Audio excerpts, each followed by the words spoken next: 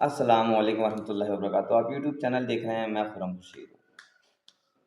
زبان، آپ کے صلی اللہ علیہ وسلم نصیحت کر رہے ہیں حضرت معاذ رضی اللہ تعالیٰ عنہ کو، کمی پیشی اللہ پاک میری معاف کریں۔ تو معاذ، زبان کو قابو میں رکھنا۔ تو حضرت معاذ رضی اللہ تعالیٰ عنہ نے سوال کیا، رسول اللہ کیا زبان کی وجہ سے بھی لوگ جہنم میں جائیں گے؟ حضرت آپ صلی اللہ علیہ وسلم نے فرمایا، معاذ دیوانہ ہو گیا کیا؟ کیونکہ اب بات چیت عربی میں ہو رہی تھی۔ تو حضرت نے کہا، معاذ دیوانے ہو گئے ہو کیا؟ یہ زبان ہوئی، پکڑا زبان کو۔ معاذ اس زبان کو قابو میں رکھنا۔ اس کی وجہ سے اتنے لوگ جہنم میں جائیں گے جو سمجھتے ہوں گے بڑے نیک ہیں، بڑے دیندار ہیں، اس زبان کے بول کی وجہ سے جہنم میں چلے جائیں گے۔ یہ ایسی خطرناک چیز ہے کہ اس زبان سے ایسے ایسے کڑوے الفاظ نکلیں گے سامنے والے کا دل چیر کے رکھ دیں گے۔ تو کس کو نصیحت کس کو کی جا رہی ہے پتہ کیا ہے؟ معاذ رضی اللہ تعالیٰ عنہ۔ روز قیامت علماء کرام کا جھنڈا معاذ رضی اللہ تعالیٰ عنہ کے ہاتھ میں ہوگا۔ یہ میرے نبی کہہ رہا ہے۔ حضرت معاذ رضی اللہ عنہ کو ایک جنگ پہ بھیجتے ہیں تو 7 کلومیٹر تک چھوڑنے آتے ہیں مدینے سے باہر، اور پھر کہتے ہیں معاذ تو واپسی آئے گا نا؟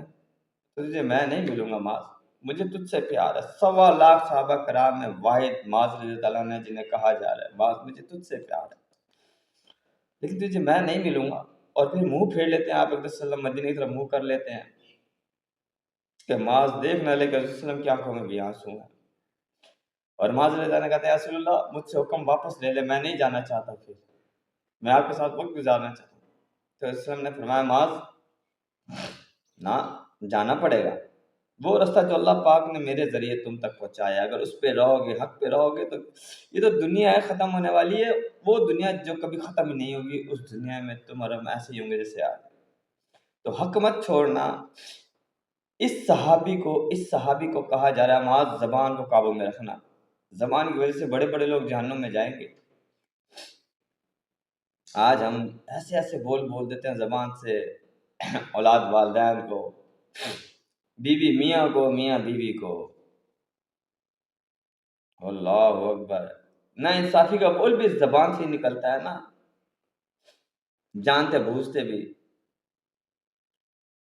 وہ الفاظ جو دوسروں کا دل چیر دیتا ہے وہ اس زبان سے ہی نکلتا ہے۔ وہ ماں بہن کی گالی جس کو ہم سمجھتے ہیں کچھ نہیں، اس زبان سے نکلتی ہے۔ اللہ اکبر، معاذ زبان سنبھال کے رکھنا۔ اللہ میں ہدایت کی توفیق دے، کوشش کریں زبان کو قابو میں رکھیں۔ میرا خیال ہے سعدی رحمۃ اللہ علیہ نے فرمایا تھا شاید کہ جب پچھتایا اپنے بولنے پہ پچھتایا، خاموشی پہ کبھی نہیں پچھتایا۔ تو اگر سمجھتے ہو کہ خیر کا لفظ زبان سے نہیں نکل رہا تو خاموش ہو جاؤ۔